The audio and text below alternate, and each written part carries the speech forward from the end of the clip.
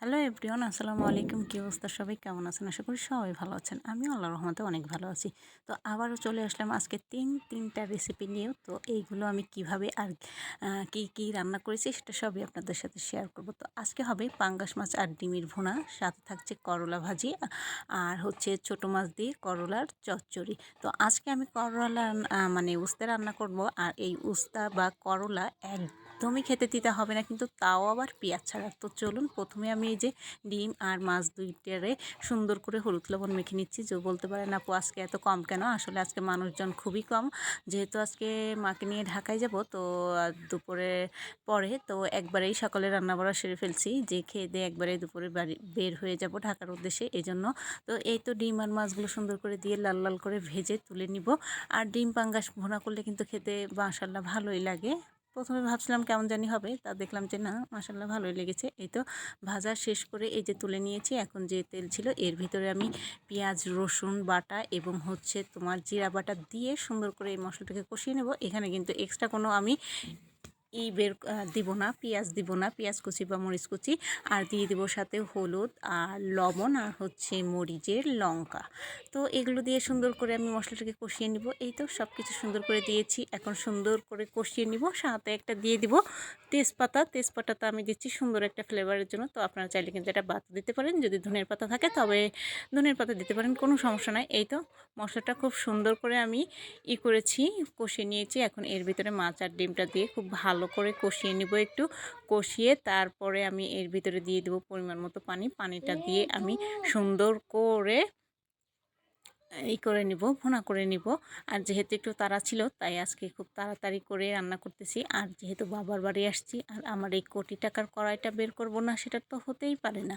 আর এই কড়াই ছাড়া আমি এই বাড়িতে এসে রান্না করে আসলেই মজা পাই না। যাই হোক, দেখুন মাশাআল্লাহ কালারটা দেখুন, অনেক সুন্দর করে কিন্তু রান্নাটা হয়ে গেছে। এই তো এটাকে আমি সুন্দর করে নামিয়ে নিয়েছি। তো চলুন, এটা তো রান্না করা শেষ হলো। এখন আমি বসাবো হচ্ছে ছোটো মাছের চচ্চড়ি করলা দিয়ে। আসলে অনেকে মনে করে করলা তিতার ভয়ে খায় না, কিন্তু আজকে আমি যেভাবে রান্না করব এভাবে রান্না করলে কিন্তু করলা একদমই তিতা হবে না। তো দিয়ে দিচ্ছি পরিমাণ মতো মরিচ কুচি, দিয়ে দিলাম পেঁয়াজ কুচি।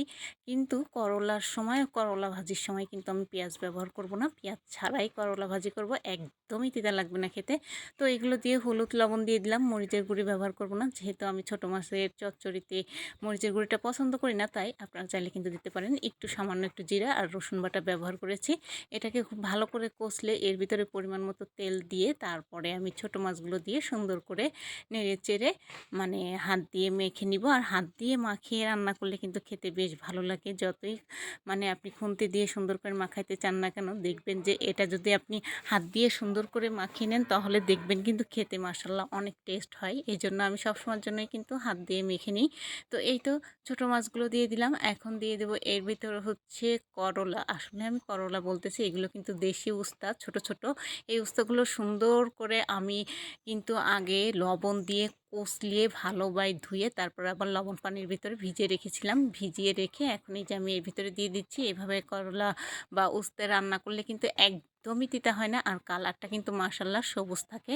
অনেক সময় হয় না, অনেকে কিন্তু করলা ভাজি বা করলা দিয়ে চচ্চড়ি করলে এটা লাল লাল একটা হলুদ মানে বেশি সেদ্ধ হয়ে যায় আর কালারটা সুন্দর থাকে না। কিন্তু আমার করলা কিন্তু সেদ্ধও হয়ে যাবে, মাশাআল্লাহ কালারটা কিন্তু সবুজই থাকবে রান্না করার পরও। এই তো সুন্দর করে হাত দিয়ে মেখে নিলাম।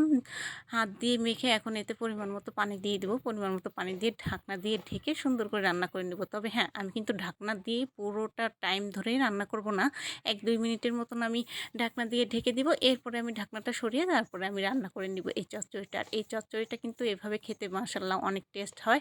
আমি একটা তেজপাতা ব্যবহার করেছি, আপনারা চাইলে কিন্তু এটা বাদ দিয়ে ধনের পাতাও ব্যবহার করতে পারেন। যাই হোক, মাশাআল্লাহ দেখেন আমার এইটা কিন্তু সবুজ আছে, আবার কিন্তু আমার করলাটা কিন্তু সুন্দর করে সেদ্ধও হয়ে গেছে। এই তো চচ্চড়িটা সুন্দর করে নামিয়ে নিলাম। তো এখন হচ্ছে সেই স্পেশাল রান্না, সেটা হচ্ছে গিয়ে আপনার পেঁয়াজ ছাড়া করলা ভাজি, তাও আবার তিতা হবে না।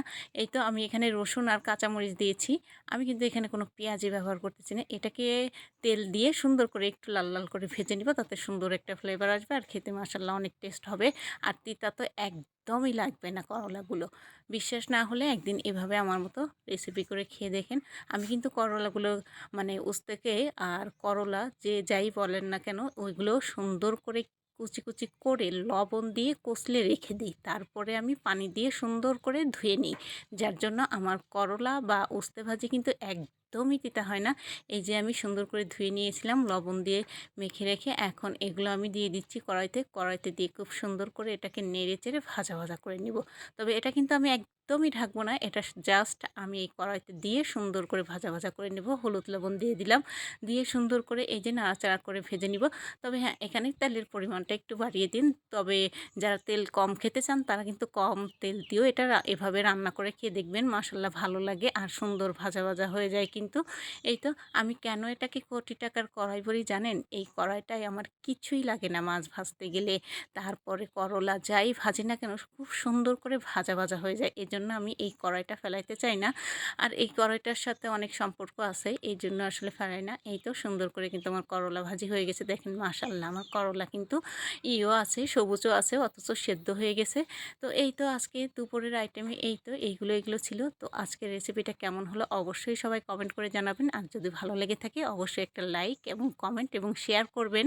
তো আজকের মতো আমি এখানে বিদায় নিচ্ছি। আল্লাহ হাফেজ।